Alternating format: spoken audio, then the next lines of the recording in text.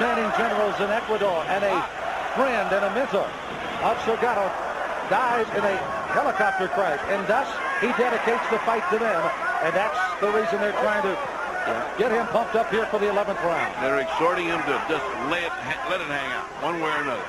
Just let it hang out. You got the feeling Hopkins' corner's doing the same.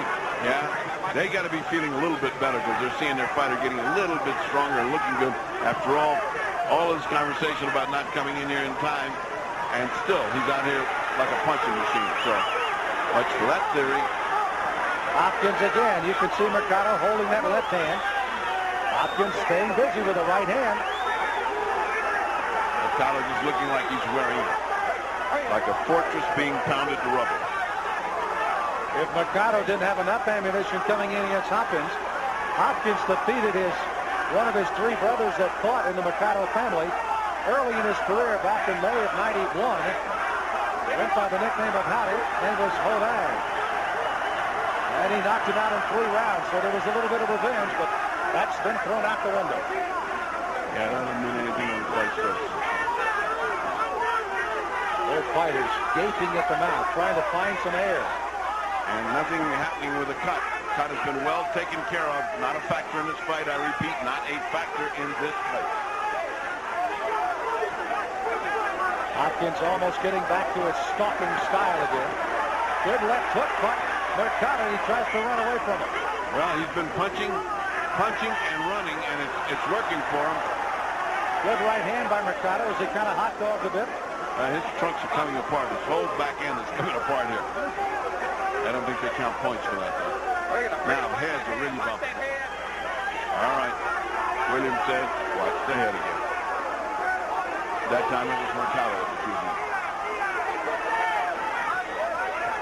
Left hook by Hopkins. May have had some steam early on, but not now. He's just trying to outbox him, trying to land punches and moving. Hoping to win this round, and he sure needs it. Hoping to win this round. Hoping not to make it get to the last round to decide this fight. You see how quickly Hopkins comes fighting off the break the minute Sam Williams hollers for a break or separates him. He comes right back at him.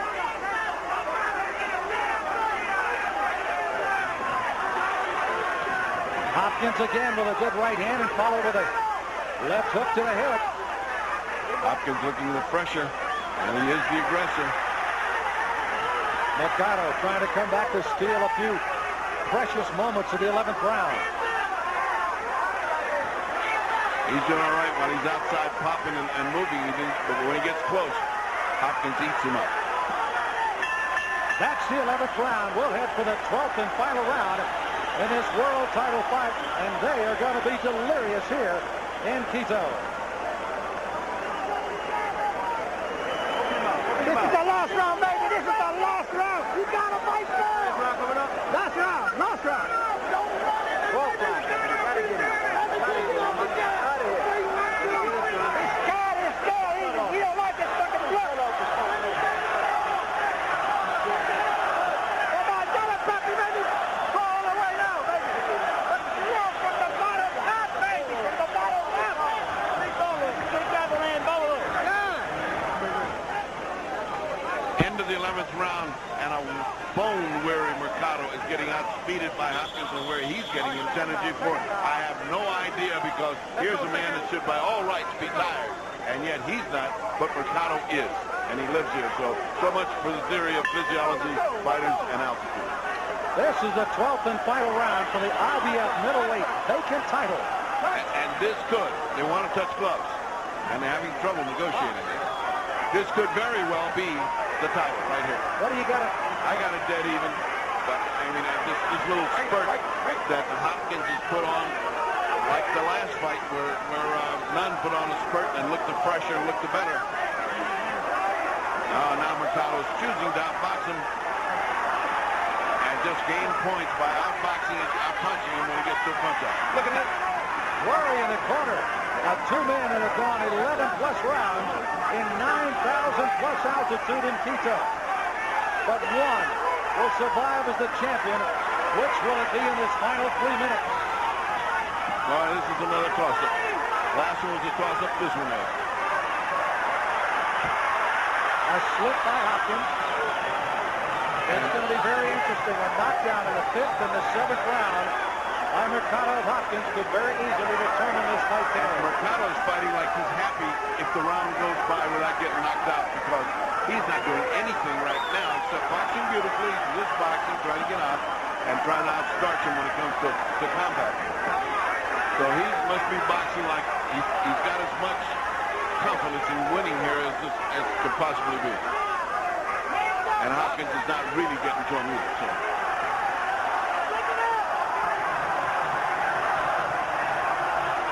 Cover up in the center of the ring is here. This crowd trying to encourage Segundo. They are two tired warriors. Tired.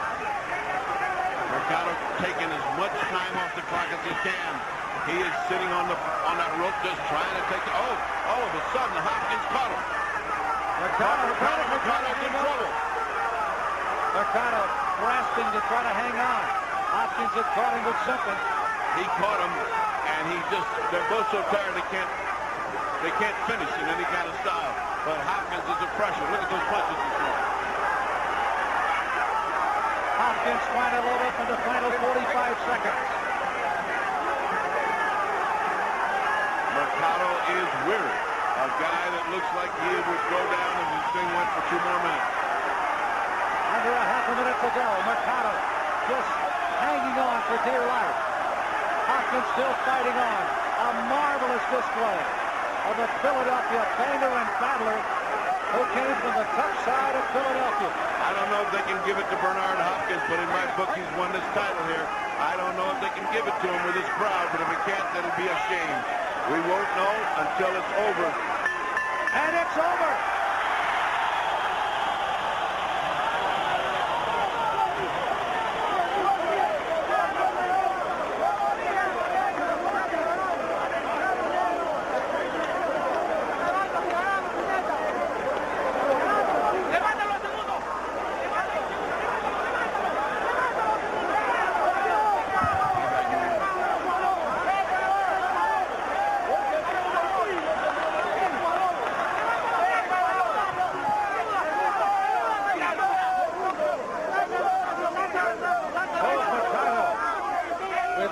Hundreds in the ring already. Freddie Hope is going to be ring crew up there. Well, I'm not so worried about there being a space as what's going to happen if they announce that Bernard Hopkins won, and it's not at all sure, of course, that he did. It's only my opinion. It was a marvelous fight. It could go either way. You felt he won the 12th round? I felt he did. I felt the other guy was on the way out. He was doing nothing but surviving, and Bernard was still fresh enough to chase him, as you can see with these punches. You see how, whether he's hitting or not, he is the one that's sharp. He's the aggressor. And the other guy's in a survival mode. The ropes aren't there. That guy's stretched on the canvas. I mean, he needed the ropes to keep him up. So, you know, that's the way it is. You know, we think back as we watch the tail end of this 12th round. Mercado, again, they ruled a slip back in the 3rd round. The ropes really held him up as they do again here in this round. Yeah, he knows how to use ropes. He's a very good fighter. A very good fighter is Mercado. I think against everything we thought about, the guy with the energy is Bernard Hopkins at the end. The guy that was exhausted is Mercado at the end. So we'll see. I mean, if the judges got enough guts to give it to Bernard Hopkins in a land where 99% of the people are rooting for Mercado, we'll soon see.